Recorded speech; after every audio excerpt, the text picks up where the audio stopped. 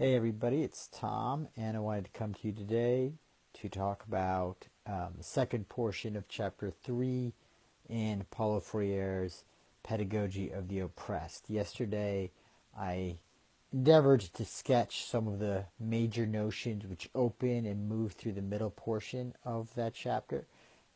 To recapitulate quickly, what you have is the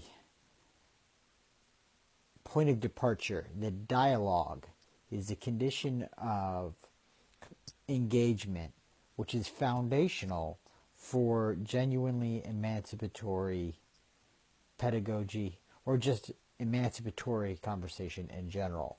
Now, there are certain conditions which need to obtain in order for a genuinely dialogical state to arise and to abide.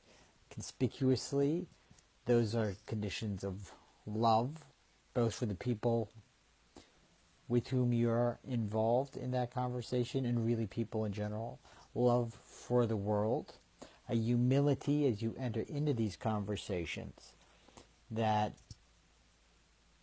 allows for a mutual openness, a faith in the other participants, a hope in the transformative possibilities that can emerge from that dialogue, and through all of these, a disposition of critical or dialectical thought, a mode of consideration which appreciates reality as dynamic and as relationship between the person and the world as intimate and even inextricable, so that the identities of those terms are indissolubly connected. When you take that framework and then you sort of marry it to the problematic of emerging from oppressive situations, the real point of tension is that oftentimes we internalize the values implicit in oppressive situations, and insofar as we do that, short circuit our capacity to become more fully human. And often this is not a conscious, in fact almost by definition it is an unconscious or semi-conscious process, and in virtue of it having that diminished quality, there's a kind of obliviousness which stands in the way of action beyond it. The object of a pedagogy of the oppressed, which is animated by dialogue, is to awaken a consciousness as to how we can move beyond our current situation, which is, if you like, as we talked about yesterday, a limit situation, with the notion of the limit having an ambiguity to it. The limit can be a constraint, can hamper, it can manacle, it can contain us, or it can be an opportunity to move beyond the finitude of the present into a situation of growth, transcendence, real freedom. Now,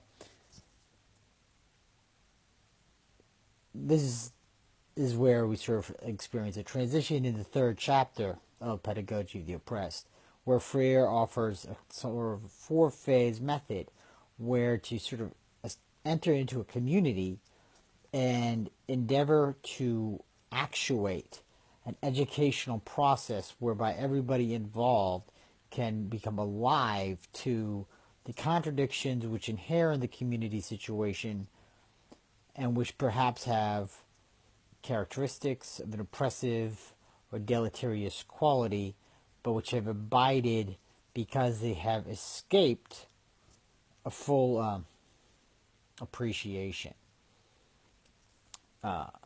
One of the sort of distinctions which he introduces in the process of sketching this four-phase process is the distinction between real consciousness and potential consciousness. So here by real consciousness, he means the level of awareness we have of our situation right here, right now.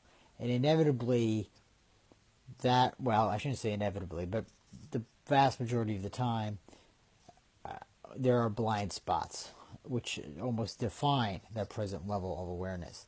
The sort of the problem is sort of exemplified by a quote often ascribed to Einstein, Albert Einstein, that you cannot solve a problem with the same level of consciousness which created the problem. So you have to move beyond the level of consciousness which created that problem in order to transcend it, or contradiction, if you like. What is this four-phase process which serves to move our real level of consciousness to the potential level? That is the level which allows ourselves to sort of take a distance and objectify or thematize what's wrong with the situation so that we can move beyond it.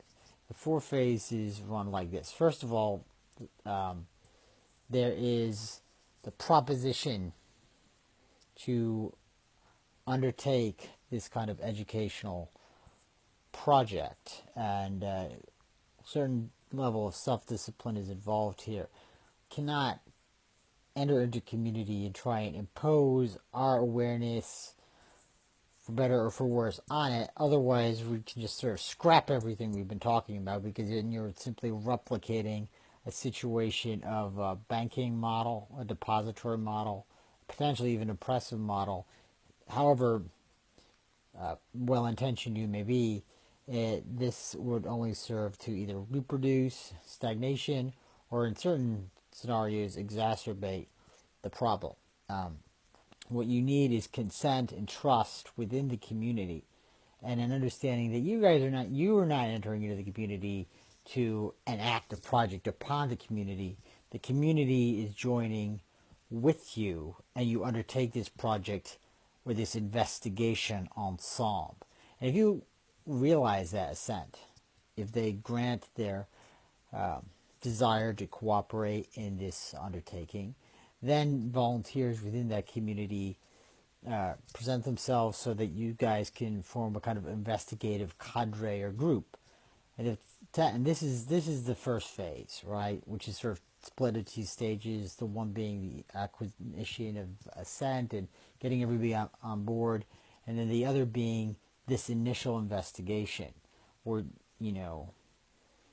you and and everybody involved take a real sort of survey, assessment, consideration, reflection of the life of the community and all of its aspects. Everything from linguistic peculiarities to traffic patterns, the music, the life, the work habits, the political peculiarities, etc., etc., etc. You want to be relatively exhaustive in looking into what is the life world, the Lebenswelt, to borrow a term from phenomenology, which is actuating in this community. And after all of you as individuals gone out through conversations, observations, etc., etc., and come to some sense that you have arrived at relatively, obviously you can never get it perfect or complete because things are always in process, but a relatively good picture of what the facts on the ground are, if you like. Then you come together as a group of investigators, and this is the term, the text, and I'll say more about that in a moment, right? And you, I guess the traditional word would be collate your findings, but it's not nearly as clinical as all that, because what you have is a conversation in which everybody discusses the perspectives that have emerged from their observation.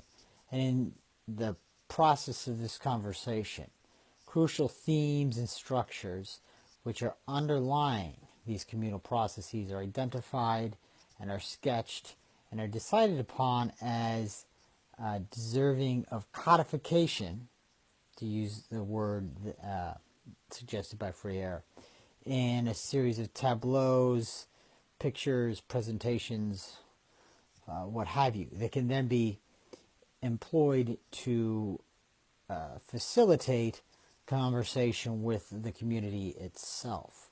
Now, and this is where the real, and this is why it's vital that it's not just people coming from the outside into the community who do this work. You need people in the community, and you guys work together dialectically to arrive at the identification of these themes.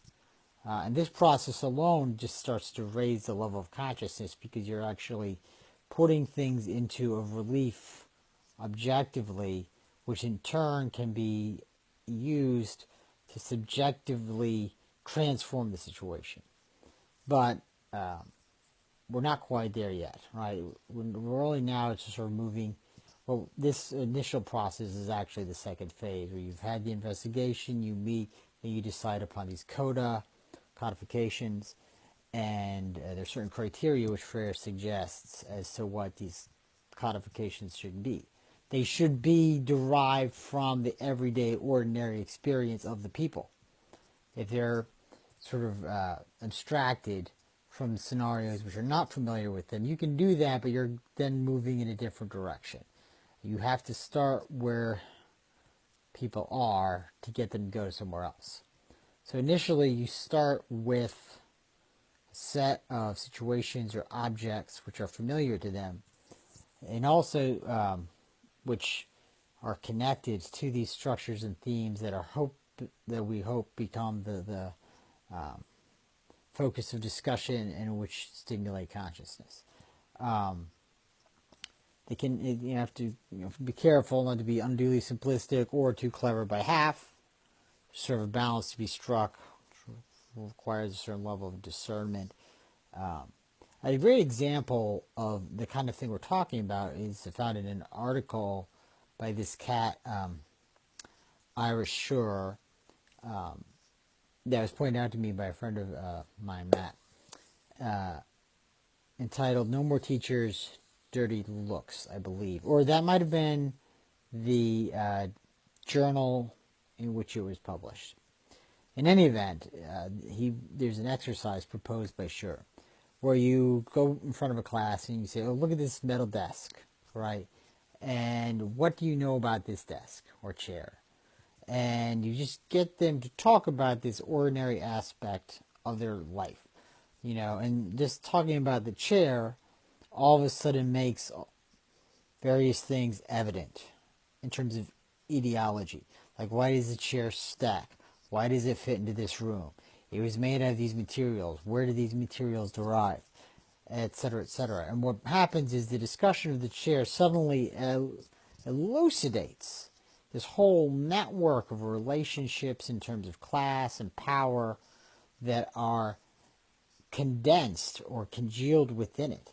At first it was just a chair, but by the end of the discussion it becomes a token of all sorts of class and power and gender dynamics which theretofore have been latent. And that awareness in turn can drive action. This is the sort of thing that Freire is talking about. But the idea is that then the community comes, they talk about these sorts of things, and then they are sort of just in the process of these conversations already moved to a place that's superior from which they began. And that sort of is the third phase, where you take the codifications and you have these conversations with the people in the community.